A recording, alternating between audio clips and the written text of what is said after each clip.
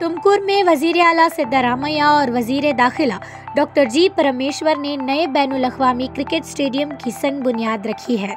इस मौके पर ज़मीन की मंजूरी का खत KSCA के सदर रघुराम भट्ट के हवाले किया गया।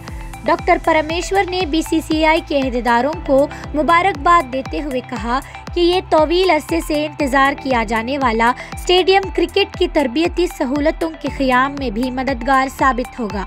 इन्होंने कहा कि स्टेडियम की तामीर KSCA की तरफ से 2 साल में मुकम्मल की जाएगी।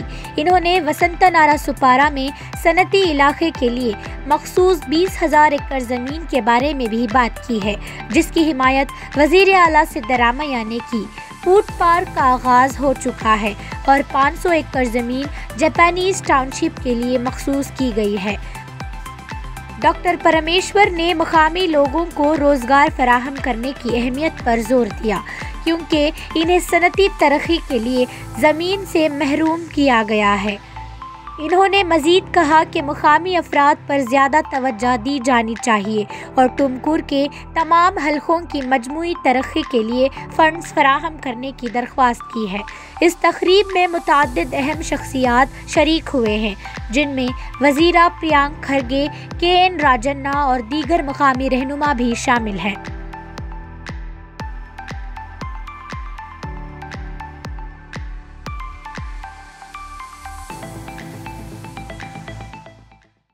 ಇವತ್ತು ಕರ್ನಾಟಕ ಕ್ರಿಕೆಟ್ ಅಸೋಸಿಯೇಷನ್ ಅವರು ತುಮಕೂರಿನ ಈ ಇಂಡಸ್ಟ್ರಿಯಲ್ ಕಾರಿಡಾರ್ನಲ್ಲಿ ಒಂದು ಕ್ರೀಡಾಂಗಣವನ್ನು ನಿರ್ಮಾಣ ಮಾಡ್ತಾ ಇದ್ದಾರೆ। ಆ ಕ್ರಿಕೆಟ್ ಕ್ರೀಡಾಂಗಣಕ್ಕೆ ಸುಮಾರು 41 ಎಕರೆ 41 ಎಕರೆ ಜಮೀನಿದೆ ಮತ್ತು ಖರಾಬ್ ಲ್ಯಾಂಡು ಕೂಡ ಒಂದು 9 ಎಕರೆ ಬರ್ತದೆ। ಒಟ್ಟು 50 ಎಕರೆ ಜಮೀನು ಈಗ ಕ್ರಿಕೆಟ್ ಸಂಸ್ಥೆಯವರಿಗೆ ಸಿಗ್ತಾ ಇದೆ।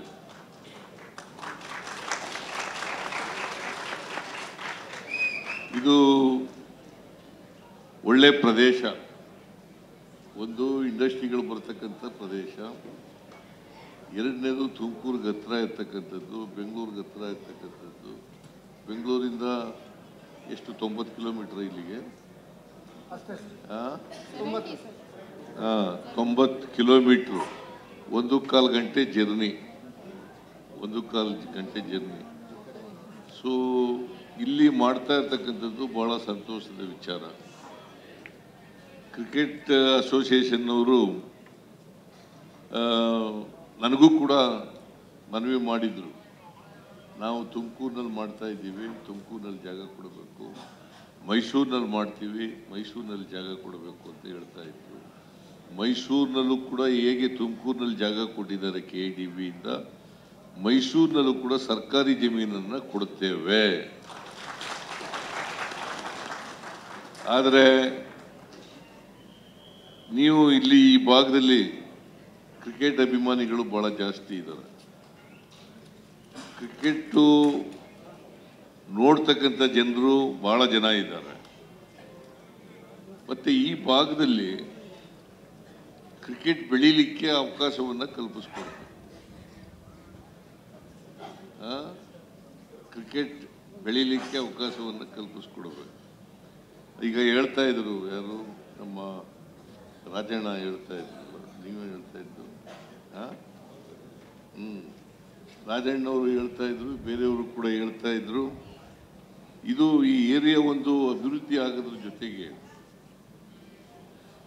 ಅನೇಕ ಹುದ್ದೆಗಳನ್ನು ಸೃಷ್ಟಿ ಮಾಡ್ತದೆ, ಪರೋಕ್ಷವಾಗಿ ಮತ್ತು ಪ್ರತ್ಯಕ್ಷವಾಗಿ। ಯಾಕಂದರೆ ಈಗ ಪರಮೇಶ್ವರ್ ಅವರು ಹೇಳ್ತಾ ಬರ್ತಾ ಇದ್ರು, ಈ ಕ್ರಿಕೆಟ್ ಸ್ಟೇಡಿಯಂ ಇಲ್ಲ ಆಗ್ತದೆ ಅಂತ ಗೊತ್ತಾದ ತಕ್ಷಣನೇ ಒಂದು ಎಕರೆಗೆ 50,000ನ 50 ಲಕ್ಷನ